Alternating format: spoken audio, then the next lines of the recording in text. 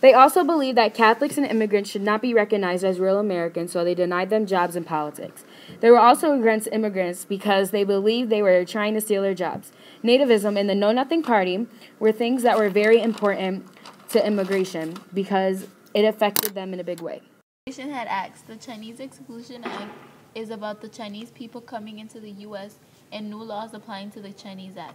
One of the articles stated the Chinese Exclusion Act required the few non-laborers who sought entry to obtain verification from the Chinese government that they were qualified to immigrate. I'm guessing that the quote means that if you didn't meet the qualifications to immigrate, then you were not allowed to go into the United States. The Chinese were not very happy about that because at first they were allowed to go into the U.S. without laws applying to just them, because that was the whole point of them wanting to go into the U.S. to have freedom. The Oregon's Act is about the Americans limited the number of immigrants allowed in the U.S. through Oregon's quota.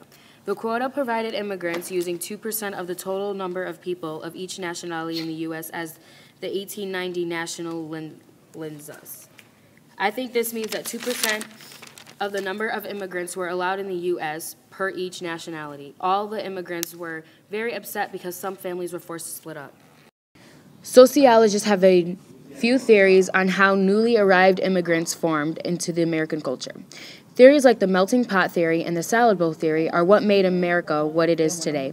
The melting pot theory was when people from various cultures and places came together in America and formed a new, unique culture.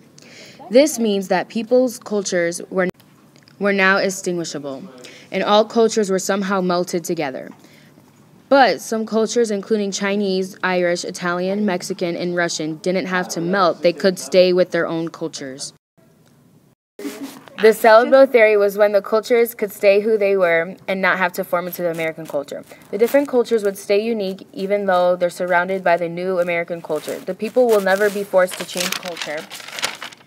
Even though some people were upset, they thought that if people came to America, they should act like Americans. But others were okay with it and thought that having unique cultures was good for diversity.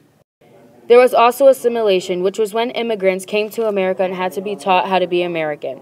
They had to be taught the American language and had to learn how to live their everyday lives within America. As like with the salad bowl theory, some people believed that if they weren't American, then they shouldn't come to America, while others just thought they needed guidance. But despite all of this, there was going to be some negative and positive reactions.